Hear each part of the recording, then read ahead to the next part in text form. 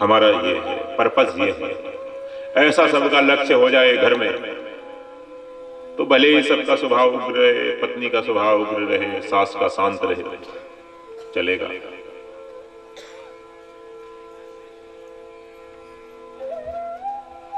भगवान शंकर शिक्षा देते हैं कि परिवार में अलग अलग स्वभाव के लोग होंगे, एक जैसे नहीं होंगे। एक जैसे लोग, एक प्रकृति के लोग, एक सगे दो भाई भी नहीं होंगे। कोई उग्र होगा, कोई शांत होगा।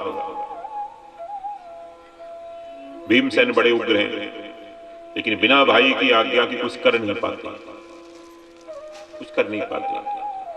मन में इतना क्रोध आता है कि दुर्योधन को मरोड़ कर फेंक दें। इतना क्रोध, द्यूत सभा में बैठे बैठे दुर्योधन, भीमसेन पसीने पसीने हो जाते हैं। जिस सिंहासन पे बैठे थे उसको, सिंहासन को ऐसे दबाया हाथ से तो चढ़मड़ा गया वो सिंहासन वज्र का। वज्रदेह, वज्रदेह दानव दलन जय जय जय कपिसूर, तो वही तो भीमसेन है। तो भीमसेन जी का स्वभाव बड़ा उग्र है। युधिष्ठिर का स्वभाव शांत है।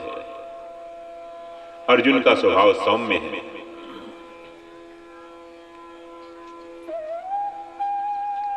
नकुल सहदेव आज्ञाकारी है। वो कलाकार हैं, उनमें कलाएं हैं। चिकित्सा की कला है, अश्विनी कुमारों के ही अंश है। शल्य चिकित्सक हैं, लेकिन वो आज्ञाकारी है, बिना आज्ञा से नहीं। सबका लक्ष्य एक हो, आत्म कल्याण करना है, टेंशन फ्री होना है, गर्भवास से मुक्त होना है। ऐसा आप लक्ष्य बना लें तो परिवार में अलग अलग तरह के लोग रहते हुए भी खटपट नहीं होगी, द्वेष नहीं होगा, ज्यादा बैर नहीं होगा। सत्संग से क्या मिलता है? हमारे महाराज श्री कहते हैं सत्संग से सबसे पहले जो चीज मिलती है वो है स्वभाव सुधरता है। आपका स्वभाव सुधरता है। स्वभाव आपका नहीं सुधरा, आपकी खटपट नहीं मिटी, उग्रता नहीं मिटी, लड़ाई की आदत है, चुगलखोरी की आदत है, झगड़ा कराने की आदत है, एक दूसरी की लगाती रहती है, एक दूसरे के खिलाफ आन भरना, ये सब ए भाई, ये सब आदत सत्संग से सुधर जाती है, स्वभाव सुधरता है। तो सत्संग से हमें अपना स्वभाव सुधारना। हमारे पीछे बोलो, सीधे बैठ जाओ, कमर सीधी, बीच में जगह में छोड़ो भाई। बोलो सत्संग से, कहाँ ध्यान? सत्संग से हमें अपना स्वभाव सुधारना है। ये लक्ष्य बनाना, अपना स्वभाव। सत्संग से स्वभाव सुधारो, स्वभाव थोड़ा शांत बनाओ, थोड़ी सहनशीलता लाओ, थोड़ी करुणा लाओ, दया लाओ, प्रेम लाओ, स्वभाव सुंदर बना लिया आप। देखो जिनका स्वभाव सुंदर है उसको संसार भी पसंद करता है, भगवान भी पसंद करते हैं। भक्त भगवान को अच्छे लगते हैं। क्यों अच्छे लगते हैं? कोई चार सिर है उनके, बहुत ज्यादा बलशाली हैं क्या? सुंदर हैं ज्यादा क्या? काले कलूटे सूरदास नेत्रहीन भगवान को बड़े प्रिय हैं। काला गलूटा जूते बनाने वाला रैदास हरिजन भगवान को बहुत प्रिय है। काले गलूटी कबीरदास चादर बनाते बनाते गाते रहते भगवान को बड़ी प्रिय है। तो उनमें सुंदरता क्या है? कहते हैं भक्त सुंदर होते हैं। सुंदरता क्या है? बड़ी स्वभाव की सुंदरता है। क्या सुंदरता है?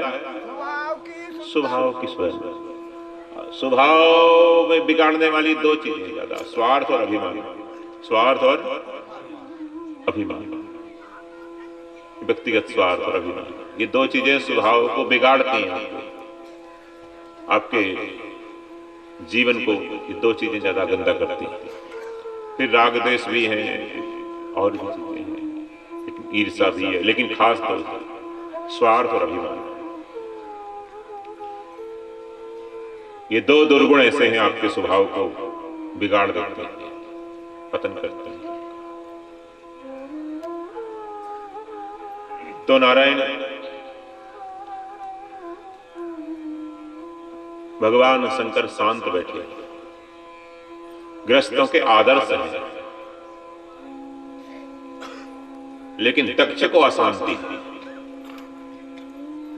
दक्ष अशांत हो गया, शांत शंकर जी को देखकर अशांत हो गया। यही तो ईर्ष्या है, यही तो अभिमान है। अच्छे लोगों को देखकर भी आपके अभिमान को ठेस लगने लगती है। ये क्यों शांति से बैठा है, मेरे जैसा ये क्यों नहीं है, मेरे जैसा ये क्यों नहीं है। यही आपकी भूल है। अपने जैसा सबको बनाना चाहते हैं, अपने पॉजिटिव सबको बनाना चाहते हैं, सबसे सम्मान चाहते हैं, सबसे सेवा चाहते हैं, सबसे रिस्पेक्ट चाहते हैं। वैसा काम तो करो, काम वैसा नहीं करेंगे, वैसा काम नहीं करेंगे, सबसे सम्मान चाहते हैं। न कोई बुराई का त्याग है, न परमार्थ है जीवन में, न कोई ना हरि भजे न साधु सेवे बिरथा जन्म गवावे। गुरु नानक देव जी कहते हैं, ना तो भगवान का भजन किया, ना सत्संग किया, ना कुछ सेवा की जगत की, और मुफ्त में ही सम्मान चाहता है, सबसे सम्मान चाहता है। दक्ष ऐसा ही है, स्वभाव खराब है, अभिमानी है, पद का अभिमान है। सभा में 10,000 लोग उठ के खड़े हुए, 10,000 में से 998 लोग उठ के खड़े हुए, 2 खड़े नहीं हुए, ब्रह्मा जी और शंकर जी। ब्रह्मा जी तो पिता हैं, कुछ नहीं कह सके, लेकिन शंकर जी पर गुस्सा फूटा। ये दामाद है, और दामाद धर्मपुत्र की तरह होता है। ससुर का सम्मान पिता से अधिक करना चाहिए, बेटी को भी और बेटे को भी। शास्त्र कहता है कि अपने पिता से अधिक सम्मान करो, अपने पिता से ज्यादा आदर करो, अपने पिता से ज्यादा उनको सुख दो। ये शास्त्र कहता है।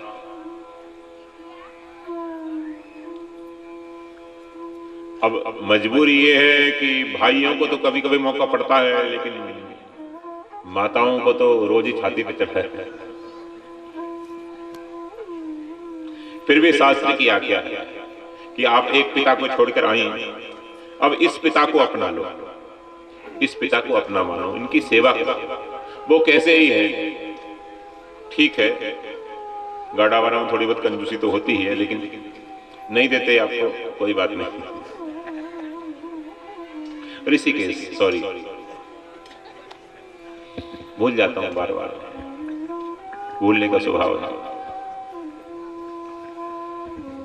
तो नारायण, उनका स्वभाव कैसा भी है, आप पिता के जैसा आदर दो। एक जगह कर्नाटक में हम बैठे थे किसी के घर, वहां श्रृंगेरी के पास में, वो परिचित थे तो ले गए। उनके घर गए तो एक बहन बैठी थी और एक पिता बैठे थे उनके। मैं तो ये समझ रहा था इनके पिताजी हैं, घूंघट तो वहां होता नहीं।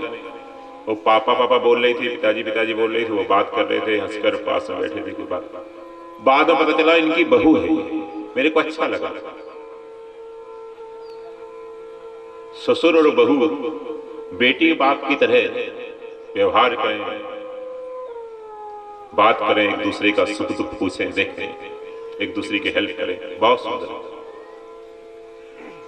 हम गए तो बोले कि तू बैठ बेटी, मैं महाराज जी के लिए दूध गर्म करता हूं, तू बैठ। कितना अच्छा भाव ससुर जी का, मेरे को बहुत अच्छा लगा। तू बैठ, बहू से कहा ससुर ने, तू बैठ, सासू जी कहीं गई हुई थी, तू बैठ, मैं दूध महाराज जी के लिए दूध गर्म करा, तू महाराज जी से कुछ सत्संग की बात सुन। और लोग भी बैठे थे, बैठ बैठ ससुर जी सेवा कर रहे हैं, बहू बैठी सत्संग सुन रही है। तो सास ससुर का भी कर्तव्य है, ऐसा प्रेम है। और बहन बेटी का भी कर्तव्य यही है कि माता की तरह सास को माने। एक माता छोड़कर आई है, अब दूसरी माता की जिम्मेदारी ज्यादा है। चित्रकूट का प्रसंग है, भगवती सीता जी माता सुनैना के पास आई मिलने के लिए। रात्रि हुई तो उन्होंने कहा अब मैं यहाँ नहीं रहूंगी इस शिविर में, मैं माताओं के शिविर में जाऊंगी। कौशल्या माता की, कैकेयी माता की, सुमित्रा माता की चरण सेवा करूंगी। सोने से पहले जनक जी की आंखों में आंसू आ गया। बेटी तूने दोनों कुलों को पवित्र कर दिया। आज पुत्री पवित्र की एक दो, पुत्री पवित्र की एक सुजस धवल जग कह संग सोई। हे बेटी तूने दोनों कुलों को आज पवित्र किया। तू अगर महल में रहती अयोध्या में, दशरथ जी तो बहुत रोक रहे थे, राम जी भी समझा रहे थे मत जा, लेकिन तूने त्याग किया है, अपने पति का अनुसरण किया है। पति जिस चीज का त्याग करे, हमने देखा है किसी भाई को शुगर हो गई तो उसकी पत्नी भी मीठा छोड़ देती है। पत्नी को कोई प्रॉब्लम नहीं है, लेकिन पत्नी भी त्याग कर देती है। ये भारतीय संस्कृति है। ऐसा और दूसरे देशों में, पश्चिमी देशों में आप कल्पना नहीं कर सकते।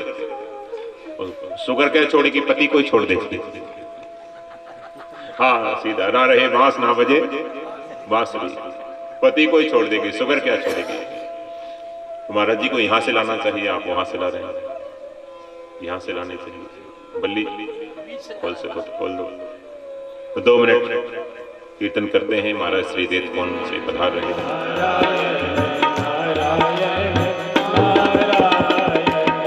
श्रीमन नारायण नारायण नारायण, श्रीमन नारायण नारायण नारायण, श्रीमन नारायण नारायण नारायण। बोलो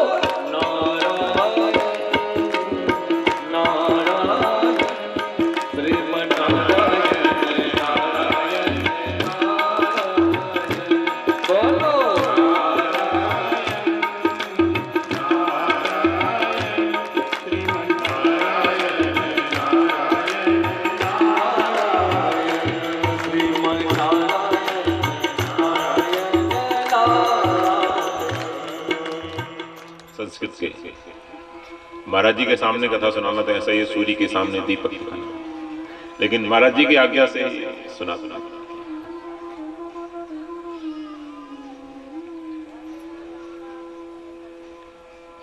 ऐसे है जैसे पिता की दुकान फिर बेटा संभाल लेता है, ऐसे ही हम लोग।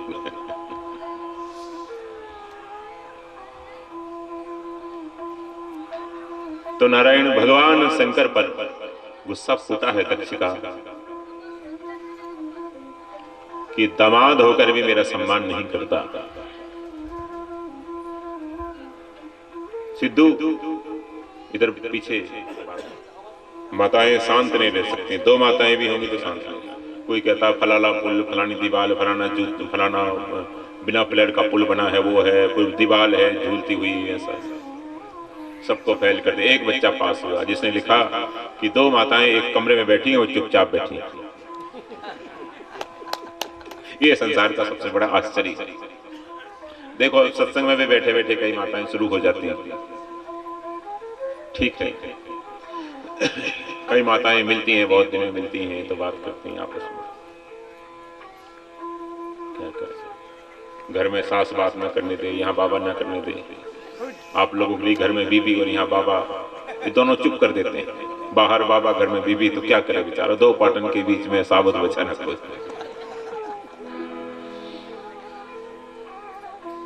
सच्चिदानंद भगवान की जय, शंकर भगवान की जय। देखो दक्ष शंकर जी से तब से चिढ़ता था जब सती ने शंकर जी का वर्ण किया। बड़े बड़े दिग्पालों को छोड़कर सती ने शंकर जी का वर्ण किया। दक्ष की ये भावना है कि बेटी धनी को देना चाहिए, किसी दिग्पाल को देना चाहिए। शंकर के पास क्या, शमशान में रहता है। मेरा तो कभी सम्मान नहीं करता, मैं मतलब इतना बड़ा मैं दिग्पाल हूं, प्रजापति हूं। शंकर जी उदासीन है, किसी का अपमान नहीं, किसी का सम्मान नहीं। लेकिन दक्ष की चली नहीं। बेटी ने वरण कर लिया पति का, और बेटी का जो दादा था ब्रह्मा जी, वो बेटी के साथ हो गए। तो पोती और दादा दोनों ने मिलकर और संबंध कर लिया। अब दक्ष की मजबूरी है, क्या बोले, जब पिताजी मेरे ब्रह्मा जी स्वयं शिव जी से विवाह करा रहे हैं मेरी बेटी का, तो मैं क्या बोलूं। मन महसूस के रह गया, लेकिन वो लाइक नहीं करता था अपने छोटे जामाता, पसंद नहीं करता था, करता धरता नहीं है कुछ, ग्रस्त में रहकर बैठा रहता है। पुरुषार्थी होना चाहिए ग्रस्त में, पुरुषार्थी। लेकिन जिसको वैराग्य है वो उसका बैठना ही पुरुषार्थ है, असंग रहना ही पुरुषार्थ है उसका। ये बात दक्ष समझते नहीं, क्योंकि दक्ष राजा है, राजा महाराजाओं की सोच अलग है। शंकर जी जैसे महापुरुष को वो क्या समझे। आज दक्ष को गुस्सा लगा, भड़क गया दक्ष और श्राप दे दिया कि आज के बाद इसको देवताओं की सभा में यज्ञ भाग ना मिले। यज्ञ अयम तु देवयजनम इंद्रोपेन्द्रादिर्भव सहभागम न लभते देवै देवगणाधमः। इस अधम देव इंद्रोपेन्द्र आदि के साथ सहभाग ना मिले, यज्ञ भाग ना मिले, यज्ञ से बहिष्कृत हो जाए, आज से मैं श्राप देता हूं। शंकर जी तो शांत हैं, सुन लेते हैं, लेकिन शिव भक्त अपने स्वामी की अपमान कैसे सहन करते। नंदीश्वर जी से सहन नहीं हुआ, बोले। नंदीश्वर जी ने कहा कि दक्ष तुम बहुत मैं करता है, और जो बहुत ज्यादा अभिमानी होता है, मैं करता है, वो बकरा बनता है, बार बार उसका गला काटा जाता है। जो गर्दन उठा के चलता अभिमान में, तो बार बार गर्दन कटती है उसकी। छोटों का अपमान करता है, संतों का अपमान करता है, भगवान का अपमान करता है। पद क्या मिल गया, अपने को ही भगवान मान लिया तूने, अपने को ही भगवान मान लिया। राम नाम से कुर्सी तो मिल गई, लेकिन अपने को ही राम मान लिया, राम जी को भूल ही गए। पद के अभिमान में तुमने भगवान का अपमान किया, इसलिए तुम बकरा। दक्ष के साथ उनके पुरोहित जी थे, श्री भृगु जी महाराज थे। भृगु आदि अनेक ऋषि थे, बड़े बड़े लोगों के साथ चलते ही। तो उन्होंने भी डांटा उसको, नंदीश्वर को डांटा, और रुद्रगण जो उठ के खड़े हो रहे थे उन सबको डांटा। उनको भी श्राप दे दिया, उनको भी श्राप दे दिया कि जितने भी भव भक्त हैं, भव मतलब शिव, जितने भी भव भक्त हैं, शिव भक्त हैं, ये सब के सब पाखंडी हो जाएंगे। भवव्रत धरा ये चतान समनुव्रतः पाखंडिनस्ते भवन्तु सत्शास्त्र परिपंथिनः। ये सब अशास्त्री हो जाए, पाखंडी हो जाए। और तभी से ये जो एक संप्रदाय चला, अघोरी संप्रदाय, तब से शास्त्रों की परंपरा से अलग होते हैं, उनके सावर मंत्र होते हैं, उनका जो आचार विचार है वो शास्त्रों से अलग होता है। अघोरियों में भी सिद्ध हुए हैं कई। तो नारायण इन्होंने भी श्राप दे दिया उन ब्राह्मणों को, नंदीश्वर ने भी, कि जितने भी ब्राह्मण हैं ये दक्ष के चाटुकारी करने वाले, ये सब के सब दरिद्री हो जाए, याचक हो जाए। याचिका विचरंती है, वेद तो पढ़े लेकिन वेदांत वेद तत्व परमात्मा का इनको बोध न हो, याचक ही रहे, दरिद्री रहे, लक्ष्मी इनके पास ना आए। याचिका विचरंती है, याचक हो जाए। दोनों तरफ से सापासापी होने लगी। भगवान शंकर वहां से उठ के चले देते।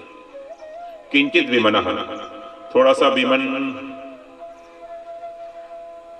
इसलिए हुए कि यहाँ तो हम आए थे कि सत्संग होगा, आज बड़े बड़े महापुरुष यहाँ आए हुए हैं, लेकिन यहाँ तो सापासापी हो रही है, कुसंग हो रहा है, कलह हो रही है, यहाँ नहीं रहना। कैलाश आ गए, और कैलाश में आकर भगवती सती को कुछ नहीं कहा।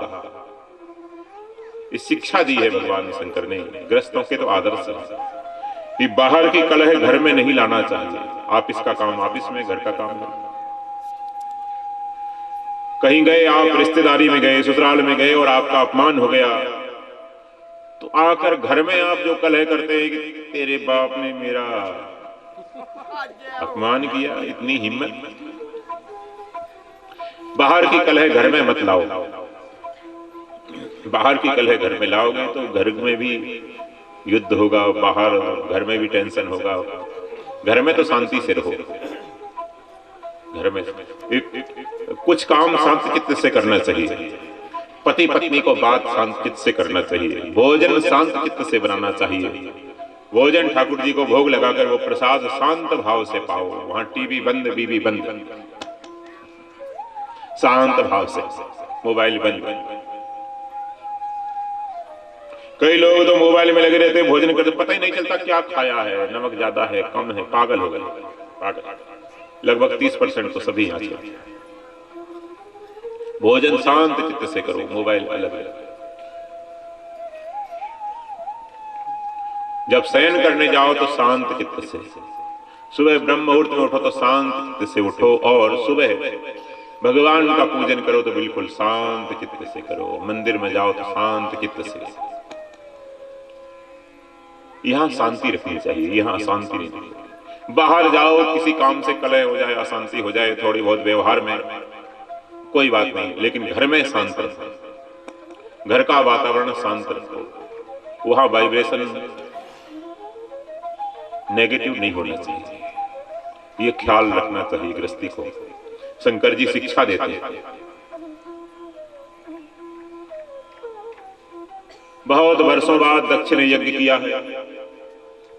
अब सीनियरिटी बेस पर दक्ष प्रजापति नायक बन गए।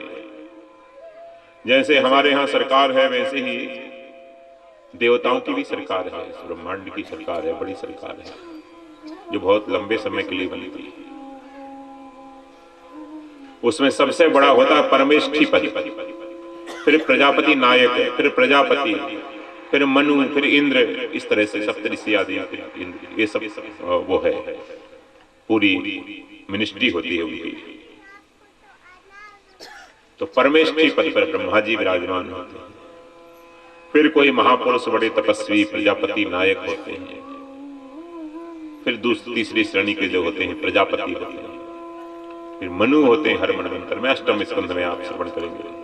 इसके बाद इंद्र होते हैं, सप्तऋषि होते हैं। पूरा हर मनवंतर की अलग सरकार होती है। ब्रह्मा जी के एक दिन में 14 मनु बदलते हैं, 14 मनवंतर है जी सरकार, ठीक है। एक दिन में 14। हमारी आदत है वो पुस्तक देख के कथा करने की नहीं है, तो कुछ इधर उधर भी हो जाता। आप लोग बता देना, आई एम जस्ट लर्निंग, सीख रहा हूं। तो नारायण प्रजापति नायक बन गए। अब अपने श्राप को इंप्लीमेंट करने के लिए उन्होंने बहुत बड़ा यज्ञ का आयोजन किया हरिद्वार के पास कनखल में आकर,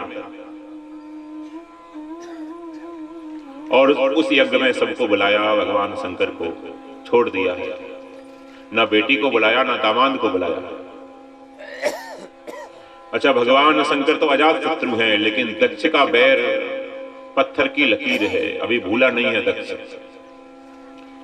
हजारों वर्ष व्यतीत हो गए, लाखों वर्षों की आयु होती है देवताओं की। हजारों वर्ष व्यतीत हो गए, लेकिन दक्ष अपने बैर को नहीं भूला। ये दुष्टता है। भगवान शंकर तो कुछ याद नहीं, कुछ बोले ही नहीं होते।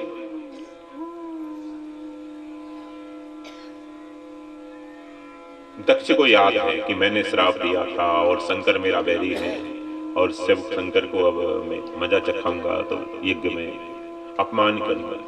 सब देवताओं को बुलाया, विमान भेजा है सब देवताओं, और देवताओं को कहा कि कैलाश होकर ही आना, सीधे नहीं आते। यज्ञ कर रहे हैं कनखल में।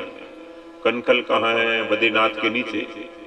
और स्वर्ग कहाँ है? बद्रीनाथ के ऊपर। तो सीधे वहीं से सतोपंथ है ना, वहीं से आ जाते। सतोपंथ तक हम गए हैं, सीधे वहां से आ जाते उतर कर स्वर्ग से। लेकिन यहां से आए बीजिंग होते हुए, तिब्बत होते हुए, कैलाश के ऊपर से बाईपास। वो कह दिया दक्ष ने, जब कैलाश के ऊपर से आने लगो थोड़ा सा हेलीकॉप्टर अपना नीचे कर देना और उसका थोड़ा एक्सीलेटर बढ़ा देना।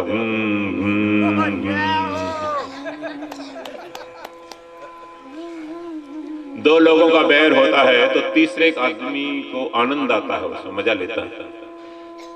ईर्षालु लोग होते हैं, सब तरह के लोग होते हैं। जो ईर्षालु होते हैं उनको आनंद आता है, वो चिढ़ाते हैं, वो जाकर कहते हैं देखो तुम्हारे साथ गलत हुआ है, गलत। भीतर से खुश होते हैं, अच्छा हुआ, बड़ा मित्र बनता था, भोजन तो यहाँ करता था, हाथ वहां सूखते थे इसके। कई लोग कहते हैं हाथ उसके घर जाकर सूखते, वहीं बैठा रहता था।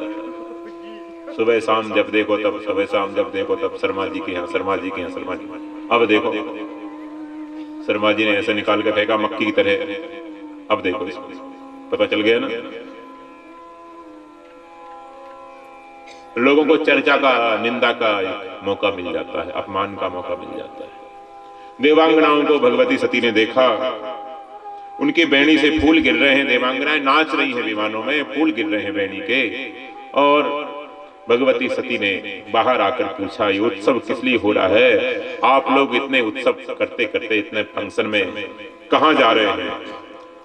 तो सती से देवांगनाओं ने कहा अरे सती आपको पता नहीं, हम आपके पिता के यहाँ ही जा रहे हैं। कनखल में आपके पिता बहुत बड़ा यज्ञ कर रहे हैं, इसलिए हम वहां जा रहे हैं। तू नहीं गई अभी तक यहाँ, आप नहीं गई? सती ने कहा नहीं नहीं नहीं, हम भी जाएंगे। उनको कह दिया भीतर आई भगवान शंकर के पास, और भगवान शंकर से सती ने कहा कि आपके ससुर जी प्रजापति नायक बहुत बड़ा यज्ञ कर रहे हैं। ये नहीं कहा मेरे पिता आपके, क्योंकि शंकर जी उदासीन रहते, थोड़ा अपनापन तो हो। आपके ससुर जी यज्ञ कर रहे हैं, चलो चलो आपके ससुर जी के यहाँ चलते हैं आज हम। पत्नी कह रही है पति। सती उवाच प्रजापतेस्ते ससुरस्य साम्प्रतम् निर्यापितो यज्ञ महोत्सवः किलः वयं च तत्राविसराम वामते यज्ञार्थितामि विबुधा व्रजन्ति। सारे देवता देवांगनाएं वहां जा रही हैं, अभी अभी जा रही हैं, शोर उनका ही सुनाई दे रहा है। चलो चलो हम, हमारी 15 बहनें हैं मेरी, वो भी सब मिलेंगी, बहनों ही मिलेंगे, भांजे मिलेंगे, सब मिलेंगे, चलो चलो चलते हैं चलते हैं चलते हैं। कोई मेरे को बहन कह के लाड़ करेगा, कोई मौसी कह के लाड़ करेंगे, बच्चे प्यार प्रणाम करेंगे, चलो सबसे मिलना जुलना हो जाएगा।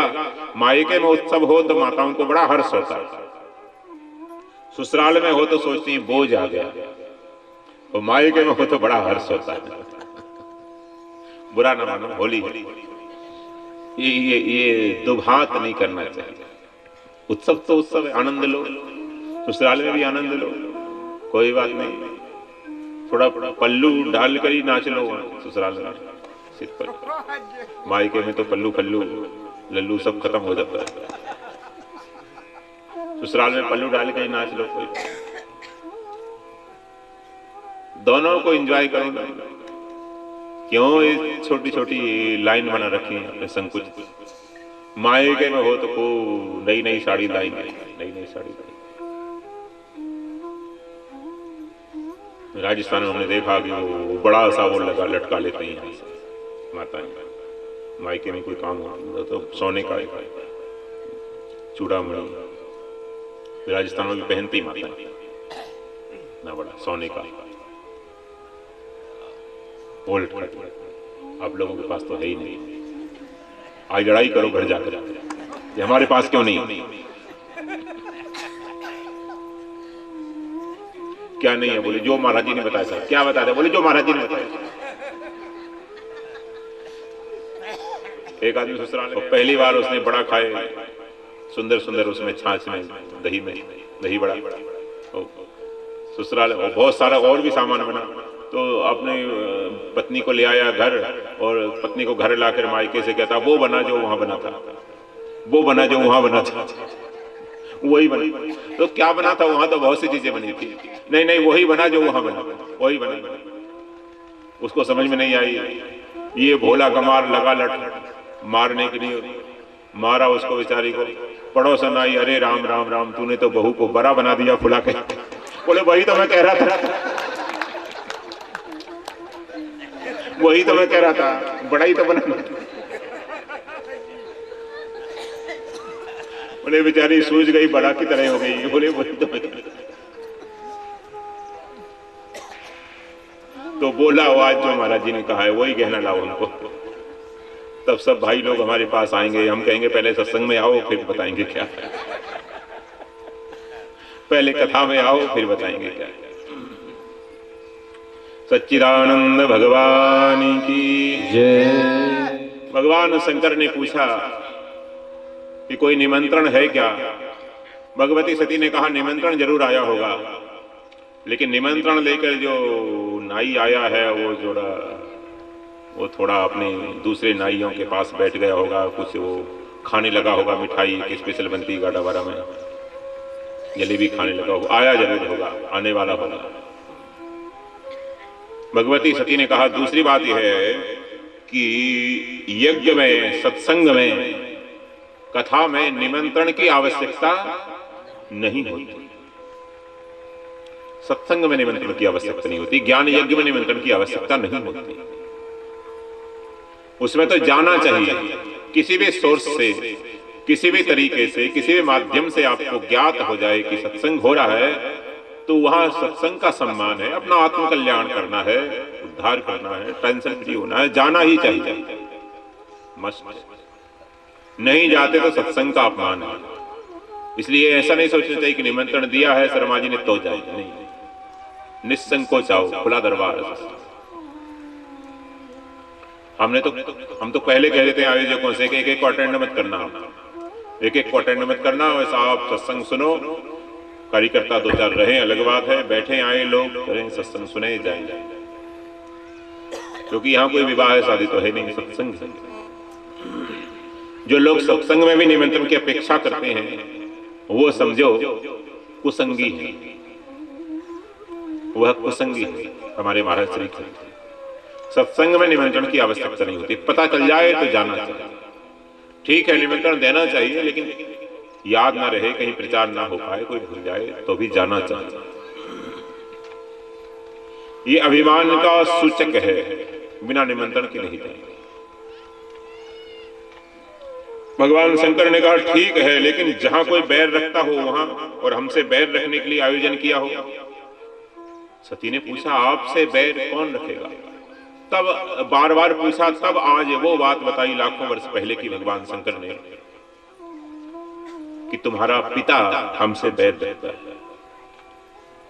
वो कह रहे थे आपका ससुर, भगवान शंकर ने कहा तुम्हारा पिता हमसे बैर रखता है, ससुर जी हमसे बैर रखते। क्या कारण है? पूरी कहानी बताई उस देव सभा की। बेटी है, पिता का, बेटी का जो लगाव है पिता से होता है और बेटे का मां से होता है। सामान्य बात है, लड़ाई हो तो बेटी पिता का पक्ष लेगी और बेटा मां का पक्ष लेगा, अगर माता पिता में लड़ाई हो जाए तो। सामान्य मनोविज्ञान ये कहता है, हमारा अनुभव कुछ नहीं कहता है, मनोविज्ञान ये कहता है। तो पिता की गलती नहीं, अपने पति की गलती दिखाई थी। बोले आपकी गलती थी, आप उठ के खड़े क्यों नहीं हुए? बड़ों को तो अभ्युत्थान करना चाहिए, आप क्यों नहीं खड़े हुए? भगवान शंकर ने कहा रे देवी, मैंने देखा ही नहीं कब तुम्हारे पिताजी आ गया और कब मेरे को श्राप देने लगे, गाली देने लगे। बोले बाद में क्षमा मांग लेते, उन्होंने मौका ही नहीं दिया बाद में क्षमा मांगने का। तो कोई बात नहीं, मेरे पिताजी बहुत अच्छे हैं। सब माताएं ऐसा ही कहती हैं, मेरे पिताजी बहुत अच्छे हैं, चलो अब मैं समझा दूंगी, समझौता करा दूंगी, आप दोनों का राजीनामा करा दूंगी, चलो। भगवान शंकर ने कहा बिल्कुल नहीं जाऊंगा, और तुमको भी सलाह दूंगा कि तुम्हें भी नहीं जाना चाहिए। एक बात और कही शंकर जी ने, देखो पुरुष वर्ग जो होता है वो अपमान सहन कर लेता है कभी कभी, लेकिन माताओं में सहन शक्ति नहीं होती अपमान सहन करने की। बहुत ज्यादा समाज में, जाति में, रिश्तेदारों में अपमान हो जाए तो वो माता कभी कभी वो घर नहीं, वो शरीर भी छोड़ने का कदम उठा लेती है। अपने संभावित कहूं अपजस राहु मरण को, संभावित सचा कीर्ति मरणात अतिरिच्यते, इसलिए तुमको जाना नहीं चाहिए। लेकिन सती ने बहुत हट किया और सती हट करके गई। रामायण में आता है कि शिव जी के, श्री राम जी की परीक्षा भी सती ने ली है और हट करके, और यहां भी हट करके शंकर जी की बात नहीं मानकर सती जी गई। भगवती जगदम्बा ने लीला करके, देखो वहां श्री राम लीला कर रहे हैं तो सती भी लीला कर रही हैं। ऐसा नहीं समझना चाहिए कि सती जी जड़ नारी हैं, हम हमारी तरह अज्ञ हैं, ऐसा नहीं, ऐसा ये महत अपराध है, ऐसा नहीं सोचना चाहिए। वहां भगवती सती भी लीला कर रही हैं, हठ की लीला करके माताओं को शिक्षा दे रही हैं कि देखो बहुत ज्यादा हठीला स्वभाव होगा आपका, पति की बात नहीं मानना, पिता की बात नहीं मानना, भाई हो बहन हो बड़ों की बात नहीं मानते, बहुत हठीला स्वभाव होता है, तो ऐसे लोगों को बड़ा दुखी होना पड़ता है और हो सकता है प्राण त्याग भी करना पड़े, आज की भाषा में कहें तो सुसाइड भी करना पड़ सकता है। इसलिए बहुत हठीला जीवन नहीं होना चाहिए, थोड़ी फ्लेक्सिबिलिटी होनी चाहिए, दूसरों की भी बात मानना चाहिए। अपनी ही बात मनवाते रहोगे, इससे स्वभाव बिगड़ता है, अहंकारी होता है, हठीला होता है। ये छोटे छोटे बच्चों से ये स्वभाव बिगड़ना शुरू हो जाता है। कब से? बोले 1-1.5 साल की उम्र से, 1-1.5 साल की उम्र से बच्चों का स्वभाव बिगड़ना शुरू हो जाता, अगर ध्यान नहीं दिया तो हट हो जाता उनमें, वो हट करते हैं, हट करेंगे, यही खाऊंगा, वही चीज लूंगा, वही खिलौना लूंगा, टीवी का वही सीरियल देखूंगा। छोटे छोटे बच्चों में हट कर बात, वहीं से उनको समझाकर थोड़ा मोटिवेट करके स्वभाव सुधारने का प्रयास करना चाहिए। शाम को बच्चों के लिए चर्चा होगी, आरती के बाद बच्चों को आप लोग साथ में लेकर आए या बच्चों को छोड़ जाएं और वहां पर हम लोग चर्चा करेंगे बच्चों का स्वभाव कैसे सुधर सकता है। कुछ महाराज श्री के बताए हुए टिप्स हैं, उनकी चर्चा। आप लोग चाहते हैं बच्चे सुधरे तो बच्चों को लेकर आए, डेली आरती के बाद बिठा लें बच्चों को, उनको कुछ टिप्स बताए जाते हैं। बाल संस्कार सभा, और 8 बजे से गीता क्लास, रात्रि में 8 बजे से 8 से 8:30, 8:30 से 9:30 1 घंटा प्रश्नोत्तर। सुबह योग शिविर चल रहा है, आ रहे हैं सभी, आ रहे हैं। तो मना किया फिर भी सती चली। लिखा है सती जब जाने लगी तो भगवान शंकर ने पीछे से नंदीश्वर से कहा कि देखो ये सती का जो श्रृंगार का सामान है और गेंद है खेलने की, कंदुक, ये भी ले जाओ, कपड़े भी ले जाओ, सब श्रृंगार की पेटी ले जाओ, और ये कंदुक गेंद वगैरह खेलने के सामान है वो ले जाओ, खेल का सामान भी ले जाओ। क्यों? अब सती जहां जा रही हैं, यद गत्वा न निवर्तन्ते, वहां से लौट के तो आएंगी नहीं, ये उनकी वस्तु रहेंगी तो उनकी याद आएगी। एक बात बताएं, घर में किसी का शरीर शांत हो गया, कम उम्र में किसी के बेटे का, भाई का, बहन का, बेटी का, उसकी फोटो वगैरह ना रखें, उसका सामान ना रखें, सब निकाल दें घर से, किसी को दे दें, डोनेट कर दें। उससे आसक्ति बढ़ती है और उस आत्मा को भटकना पड़ता है। इसलिए उसके कोई चित्र वगैरह न रखें। महाराज श्री मना करते थे, हमने निकलवाया है। छोटे किसी युवावस्था में देहांत हो जाए, एक्सीडेंट हो जाए, चला जाए, क्यों भाई आवाज क्यों आ रही है?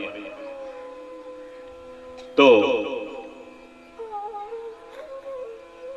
सती का सामान ले जाओ। दूसरी बात इससे यह सिद्ध होती है कि सती जी खेलती थी, गेंद खेलती थी अपनी सखियों के साथ, जया विजयादि के साथ। क्या जीवन होना चाहिए ससुराल में, बहू का बेटी के समान खेलती रहे, मस्त रहे। आप लोग भी आज एक बैट ले लेना, बैट का दुरुपयोग नहीं करना, खेलने के लिए केवल, हाँ नहीं तो कहीं दुरुपयोग करने लगे। सती जी खेलती, भगवती खेलती, कंदुक कीड़ा करती, कभी फूल से खेलती, कभी गेंद से खेलती, कभी सखियों के साथ खेलती। ऐसा उल्लास में जीवन होना चाहिए, आनंद में। हमारे यहाँ सेव बहुत होते हैं, हम सेव की गेंद बना के खेलते हैं। 24 घंटे तो कोई भजन करेगा नहीं, 24 घंटे तो काम करोगे नहीं घर का, कुछ समय निकालो सुबह शाम। लोगों को पता है बाबा जी क्या कर रहे हैं ऊपर, जहां हम रहते हैं, बोले खेलना होगा बाबा, और क्या करें। लोगों को पता है सुबह शाम जाएं तो खेलते हैं, बहुत आनंद आता है। बर्फ से खेलो, पत्थर से खेलो, सेव है उनसे खेलो, और भी फल है उनसे खेलो, आनंद खेलते रहो। आपके अंदर का बच्चापन मरना नहीं चाहिए। आप बहुत सीरियस हो जाते हैं, बहुत उदास हो जाते हैं, ये हमको अच्छा नहीं लगता। ना कोई उमंग है, ना कोई तरंग है, कटी पतंग है। ऐसा नहीं होना चाहिए। हंसते खेलते रहो, मस्त एंजॉय करो, जीवन है, खेलते रहो। 2 मिनट। हर हाल में खुश रहना संतों से सीख जाए, संतों से सीख जाए। हर हाल। भगवान शंकर का जीवन आनंदमय है, सती का जीवन आनंदमय है, भगवान श्री कृष्ण का जीवन आनंदमय है, श्री राम का जीवन आनंदमय है, मर्यादामय है। तो मर्यादित जीवन रहे, आनंदित जीवन रहे, यही तो सीखना है इन चरित्रों से। आवाज नहीं आना चाहिए बाहर भी, भीतर ना थी। वहां कोई उनको आदर नहीं करता। दक्ष का निर्देश था स्पष्ट कि शिव या शिव संबंधी कोई भी आएगा उसको कोई अटेंड नहीं करेगा, उसको कोई अंदर नहीं आने देगा। कोई रुद्रगण आ जाए, कोई भी आ जाए, आने नहीं देगा। लेकिन स्वयं महाराज की बेटी आ रही है, कौन रोकेगा? बेटी आ गई, पिता ने सम्मान नहीं दिया, बहनों ने उपहास किया है, माँ के पास गई है, पिता के पास आई हैं, पिता ने मुंह फेर लिया। फिर सुंदर यज्ञशाला देखी है, मणियां जड़ी हुई हैं, सोने के खंबे हैं। महाराज क्या यज्ञशाला बनाई है, करोड़ों रुपए खर्च करके मंडप बना है। सती जी देखने लगी, लेकिन भगवान शंकर का भाग कहीं दिखाई नहीं दिया। सती जी फिर पिता के पास आई, पिता ने फिर मुंह फेर लिया, जैसे देखा ही नहीं, उधर से घूम कर आई। और सती ने कहा कि पिताजी पिताजी पिताजी प्रणाम, पिताजी। हो गया प्रणाम, पास नहीं आना मेरे। पिताजी आपको क्या हो गया? और आपने यज्ञ का आयोजन किया है, इसमें देवाधिदेव महादेव का भाग तो है नहीं। देव पूजन में महादेव का पूजन ना हो तो कैसा देव पूजन? बस महादेव का नाम सुनना था कि दक्ष का चिढ़ गया शंकर जी का नाम सुनते। नाम मतलब उस अघोरी का क्यों रखूं उसका भाग में? अरे पिताजी एक चौकी तो कम से कम रखनी चाहिए उनकी, एक मंदिर छोटा सा बनाना चाहिए। आपने तो एक सुपारी भी उनके नाम मतलब उस दुष्ट का, उस अघोरी का। और तू भी चली जाए यहां से, किसने बुलाया है, क्यों आई है? अब सती जी को भगवान शंकर की सारी बात समझ में आ गई और सती जी ने रुद्र रूप धारण किया है महाकाली बनकर। मूर्ख, तू जानता है मैं कौन हूं? पूर्व जन्म में तूने तपस्या की थी। मां आपके जैसी पुत्री चाहता हूं मैं। क्यों चाहता है? आपके जैसी पुत्री होगी तो सहज में ही मेरा और मेरी 7 पीढ़ियों का उद्धार हो जाएगा। और अब तू मेरा का साधारण पुत्री समझकर अपमान करता है। इसलिए अब मैं तेरी पुत्री बनकर नहीं रहूंगी। अतस्तवोत्पन्नमिदं कलेवरम न धारयिष्ये शितिकंठ गर्हिणः। शितिकंठ भगवान नीलकंठ के बैरी की बेटी बनकर अब मैं लीला नहीं करूंगी। लीला संवरण करके अब मैं हिमालय पर कृपा करने के लिए जा रहा हूं। मूर्ख, तू मेरा अपमान करता है और तू उन शंकर का अपमान करता है, दुष्ट, जिनका 2 अक्षर का नाम जीभ पर आते ही सारे पाप नष्ट हो जाते हैं। भगवान शंकर के 2 अक्षर के बहुत से नाम, शिव, भव, हर, मृड, बहुत से। यद्वयक्षरम नाम गिरिरितम नृणाम सकट प्रसंगा धगमा सुहंतितम पवित्र कीर्तिम तमलंग शासनम भवनहो देष्टि शिवम शिवेतरः। ऐसा कहकर भगवती ने दक्ष को श्राप दिया है, धिक्कारा है और योगाग्नि में अपने शरीर को भस्म कर दिया है। अस कहीं जोग अग्नि तनु चारा सकल भय सकल महाकारा। अस कहीं जोग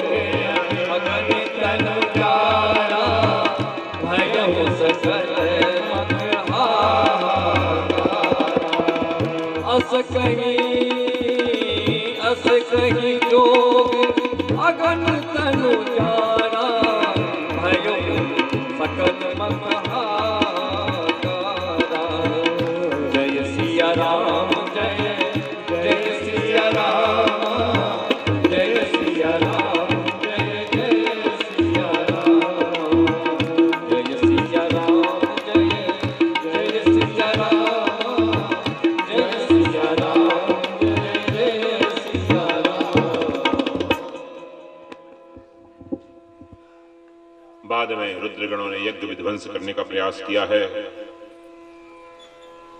भृगु ऋषि ने रक्षा की है। भगवान शंकर को पता चला है,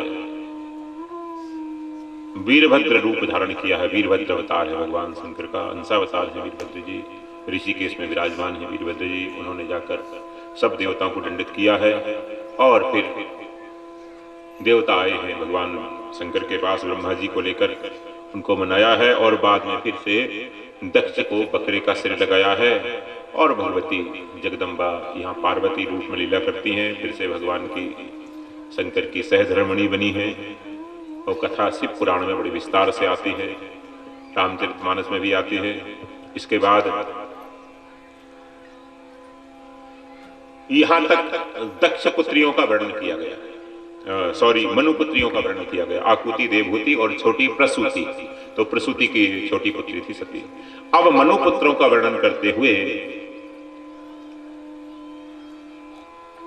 सुखदेव जी महाराज वर्णन करते हैं, यहाँ महामुनि मैत्रेयी वर्णन करते हैं राजन विदुर जी को।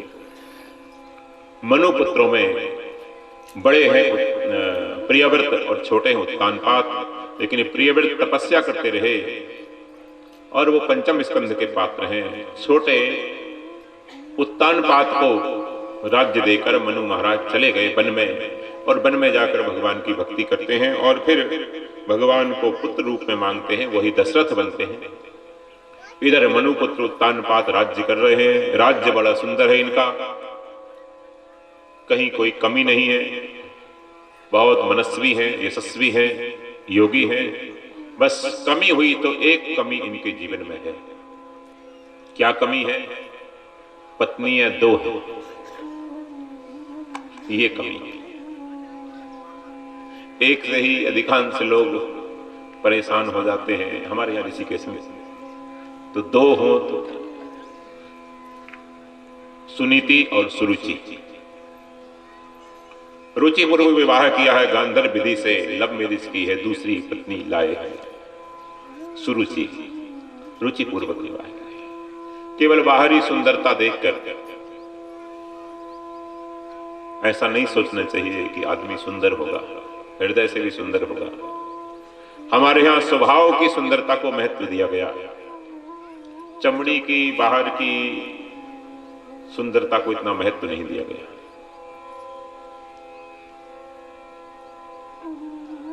बाहर से सुंदर हो लेकिन स्वभाव सुंदर ना हो तो घर में अशांति रहती है। कहां ध्यान है? क्यों समय खराब कर रहे हो? आप आए हो इतनी दूर से घर का काम छोड़कर, यहां ध्यान, यहां ध्यान। तो नारायण, सुनीति का स्वभाव जितना महान नारी है, जैसे महान स्वभाव होना चाहिए ऐसा है, लेकिन सुरुचि का महान दुष्टता का स्वभाव है। सुनीति तो अपनी छोटी बहन की बेटी की तरह समझती है सुरुचि को, लेकिन सुरुचि सुनीति को शौक समझती है, बैरन समझती है, अपनी बहुत ईर्ष्या करती है। जब दासियां बड़ी रानी साहिबा करके आदर करती हैं सुनीति का, सुरुचि को सहन नहीं होता। सारा सम्मान मेरे को मिलना चाहिए घर में, दूसरे को नहीं मिलना चाहिए। सुरुचि सुनीति साधक में ये 2 वृत्तियां होती हैं, जीव में ये 2 वृत्तियां होती हैं। रूपक भी है, कथा भी है, रूपक भी है। एक तो नीति पूर्वक काम करे, शास्त्र की नीति से काम। तस्मात् शास्त्रम प्रमाणम ते कार्य अकार्य व्यवस्थित हो ज्ञात्वा शास्त्र विधानोक्तम कर्म कर्तुमिहार्हसि। शास्त्र की नीति से, संतों की नीति से, गुरुजनों की अपनी कुल की रीति से, नीति से काम करे संभल कर, भले ही उसमें घाटा हो, भले ही दुख है, उसका परिणाम बहुत अच्छा होता है, ध्रुव परिणाम होता है, अटल परिणाम होता है। सदा के लिए शांति मिलती है, टेंशन फ्री होते हैं टोटली। नीति पूर्वक काम करने का परिणाम ध्रुव है, और रुचि पूर्वक काम करने का परिणाम उत्तम तो लगता है, लेकिन उत्तम मारा जाता है। सुरुचि का उत्तम है। शास्त्र की नीति को नहीं देखना, संतों की नीति को नहीं देख, बस रुचि हमारी क्या है, क्या चीज खाने में रुचि है, अब परिणाम में भले ही रोगी हो जाएंगे, किन विषयों में रुचि, उन विषयों का सेवन करेंगे, परिणाम उसका भले ही भयंकर हो, लेकिन नशे का, व्यसन का कितना भयंकर परिणाम होता है, लेकिन करने में उत्तम लगता है आदमी को। नशा जब करता है तो उत्तम लगता है, विषयों का सेवन करता है तो उत्तम लगता है। मन को उत्तम लगे ऐसे काम का परिणाम अच्छा नहीं होता, और मन को उत्तम ना लगे लेकिन नीति पूर्वक काम करना है हमें, तो परिणाम अच्छा आएगा। छोटे छोटे बच्चे हमारे महाराज श्री के पास रहते थे, उन बच्चों को जब जगा दिया जाए, उठा दिया जाए, तो बच्चे बहुत रोते थे, ची ची करते थे। 4-5 साल के बच्चे महाराज जी के पास आते थे, छोटे छोटे, चलता फिरता विद्यालय था। तो लघु सिद्धांत कौमुदी और गीता, 2 चीज तो उनको पढ़नी पड़ती थी महाराज जी के। स्वामी राम सुखदास जी महाराज जी के यहाँ पर हम लोग रहे, वहां छोटे छोटे बच्चे, इनसे भी छोटे छोटे, लघु सिद्धांत कौमुदी और गीता, 2 तो उनको पढ़नी अनिवार्य है। हम तो बड़ी उम्र में आए, पके पकाया है, कुछ पढ़ा लिखा नहीं। व्याकरण के आचार्य हैं कई ब्रह्मचारी, कोई परीक्षा नहीं, बस पढ़ो। उसके बाद और भी शास्त्र पढ़ो, प्रस्थानत्रयी पढ़ो, पढ़ते रहो। पढ़ने की उम्र है, पढ़ते रहो, पढ़ने की उम्र। बाद में साधु बनना भी, पढ़ते रहो। तो ब्रह्मचारी वेश में रहते थे, बस सफेद वस्त्रों में पढ़ते। तो छोटे बच्चों को बड़ा कष्ट होता है, प्रातः काल उनको जगाओ तो वो उठते नहीं। माताएं जानती हैं स्कूल जाने में बच्चों को बड़ा तकलीफ होती है, लेकिन परिणाम ठीक होता है, एजुकेटेड हो जाते हैं, क्वालिफाई कर लेते हैं, तो फिर अच्छा लगता है। देखो माता पिता की बड़ी कृपा की, उन्होंने हमको पढ़ाया, तो आज हमारे पास एजुकेशनल बैकग्राउंड है, हम कहीं भी जा सकते हैं, देश विदेश में कोई भी काम कर सकते हैं, कॉन्फिडेंस हो जाता है, तो परिणाम अच्छा निकलता है। लेकिन अगर हम उस समय अपनी रुचि से काम करते हैं, बच्चों की रुचि क्या है, स्कूल जाए हैं, खेलते ही रहे, बाजार से खाते रहे, मीठा खाते रहे, जंक फूड खाते रहे, बच्चों की रुचि भी है। लेकिन परिणाम क्या है, अस्वस्थ रहेंगे जीवन भर, जठराग्नि कमजोर हो जाएगी, जीवन भर रोगी रहेंगे, अस्वस्थ रहेंगे, पीड़ित रहेंगे, वो फिर डाइजेस्ट नहीं होगा भोजन। हमेशा कई लोगों को कब्ज रहती है, कब्जी रहती है। क्यों कब्ज रहती है? खाना पीना उनका रुचि पूर्वक है। जलेबी मिली, जलेबी गटक गए, पूड़ी मिली, वही गटक गए, जो मिला वही खाते, जो मिला वही खाते रहते होंगे। खाने पीने में संयम नहीं, तो रोगी है, किसी को पेट की बीमारी है, किसी को पेट की बीमारी, किसी को पेट की बीमारियां सारे रोगों की जड़ है, कब्ज सारे रोगों की जड़ है। सड़ा हुआ मल रुक जाता है, साफ नहीं होता पेट, तो फिर उसमें रोग के जीवाणु पैदा होते हैं, रोगी होते हैं। तो रुचिपूर्वक खाने पीने वाले हमेशा रोगी होते हैं, उनकी जठराग्नि कमजोर होती है, वो हमेशा रोगी रहते हैं। इसलिए खाने पीने में रुचि नहीं रखनी चाहिए अपनी। खाना पीना आयुर्वेद के हिसाब से होनी चाहिए। बात मत करो रामचारी,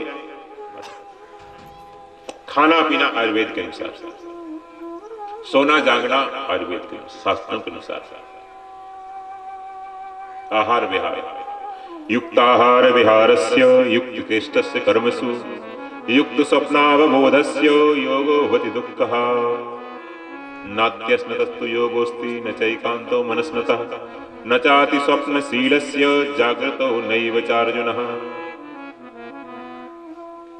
6वां अध्याय 6वां 7वां श्लोक, बहुत सुंदर। तो नारायण, नीति पूर्वक काम करो। शास्त्र की नीति क्या कहती है, आयुर्वेद की नीति क्या कहती है, तो आपका जीवन में संयम ही रहेगा, पाप से बचे रहोगे, रोगों से बचे रहोगे, टेंशन फ्री रहोगे, नीति पूर्वक काम करोगे। और जो मनमाना काम करते हैं वो बहुत टेंशन में होते हैं। टेंशन का मतलब यह है कि मूर्खता पूर्वक जीने वाला आदमी, सीधा सा मतलब। टेंशन का मतलब यह है कि मूर्खता पूर्वक जीवन यापन करने वाला, मनमानी दिनचर्या करने वाला आदमी है। देर तक जाग रहा है, देर तक सो रहा है, सवेरे कोई भी काम कर रहा है बिना विचारे, बिना बुद्धि से, लेन देन, व्यापार, घाटा, कर्ज,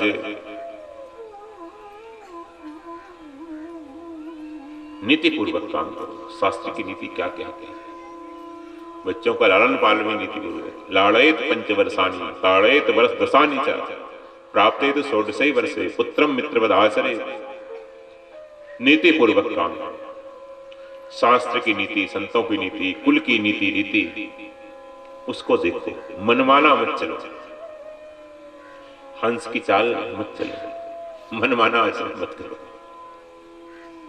रुचि पूर्वक करते हैं, करने में उत्तम लगता है, लेकिन फिर उत्तम गंधर्वों के द्वारा माना जाता है और ध्रुव अमर हो जाता है। ये इससे शिक्षा लेनी चाहिए। अनेक शिक्षाएं इसमें। एक बार तो सुरुचि को पता लगा कि सुनीति गर्भवती हो गई, तो इतनी ईर्षा से भर गई कि वो जाकर बैठ गई कोप भवन में जाकर बैठ गई। पहले बड़े बड़े महलों में, हवेलियों में ऐसी व्यवस्था थी कि एक अलग भवन हो, अपनी मांग रखनी है, हड़ताल करनी है, वो घर का जंतर मंतर वो कहलाता था धरना स्थल, कोप भवन।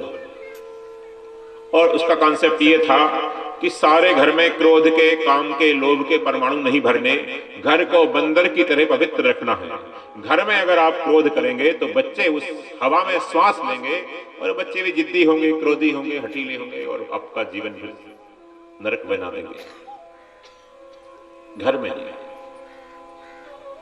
हमने अनेक लोगों को देखा है, बहुत से लोग हैं, नशा करने वालों में मर्यादा देखी, वो घर में नशा नहीं करते,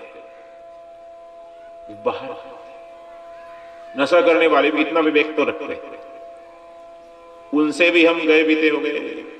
घर में क्रोध कर रहे हैं, माता भोजन बनाते बनाते क्रोध कर रही है और वही भोजन बच्चे करेंगे तो बच्चे शांत कैसे रहेंगे? भोजन बनाते समय कभी क्रोध नहीं करना चाहिए, खाते समय कभी क्रोध नहीं करना चाहिए। बनाया खड़े खड़े चप्पल पहने कैसे ही बनाया और फिर भगवान को भोग नहीं लगाया, बच्चों को खिला दिया, खड़े खड़े बच्चे खा रहे हैं, जूते पहने पहने बच्चे खा रहे हैं। तो गुस्सा करते करते, ईर्षा करते करते, फिल्म देखते देखते, गाना गाते गाते भोजन बनाया, कीर्तन करते करते तो बनाया नहीं। इसलिए कथा के श्रोताओं को, सत्संगियों को कीर्तन करते करते अपना सभी व्यापार व्यवसाय करना चाहिए। सारी एक्टिविटीज उनकी भगवान नाम के साथ चले, भजन व्यवहार के साथ जोड़ दो। अलग से समय नहीं मिलता आपको, व्यवहार के साथ जोड़ दो। बहुत से लोग हैं लाखों नाम जब भगवान नाम जप करते हैं और अपना काम करते रहते हैं। बहुत से लोग हैं गृहस्थ में, अभी लिविंग प्रूफ, पहले की बात नहीं। तो घर में क्रोध के परमाणु ना आए, काम के परमाणु ना आए, इसलिए अलग अलग कक्ष होते हैं उसके लिए। सारे घर में तुम नेगेटिव एनर्जी भर दोगे, फिर सोचोगे शांति से रहे, शांति रहे, संभव नहीं है। माताओं बहनों ध्यान दो, संभव नहीं है, संभव नहीं। कहां ध्यान है इनका?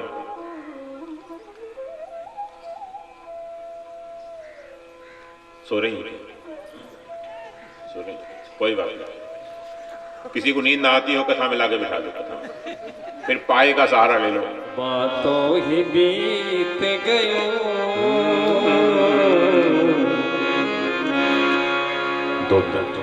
जन्म तेरा, बातों ही बीत गयो ऋतों ने कब कृष्ण गयो जन्म तेरा, बातों ही बीत गयो ऋतों ने कब कृष्ण गयो। 5 बरस भोला भाला, 5 बरस का भोला भाला, अब तो 20 भयो,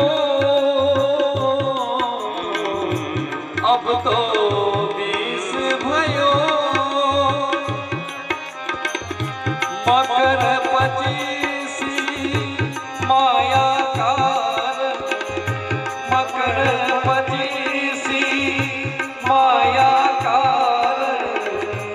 देश विदेश गयो रे तूने कब देश गयो जन्म तेरा बालों ही बीत गयो रे तूने कब देश गयो कपनित कंठ रयो कपनित कंठ रयो सत्संगति तूने कब हुन की सत्संगति तूने कब हुन की वृथा जन्म गयो रे तूने कब हुन गयो जन्म तेरा बातों की बीत गयो रे तूने कब हुन गयो लोभी झूठा ठाट रचियो झूठा ठाट रचियो कहते कभी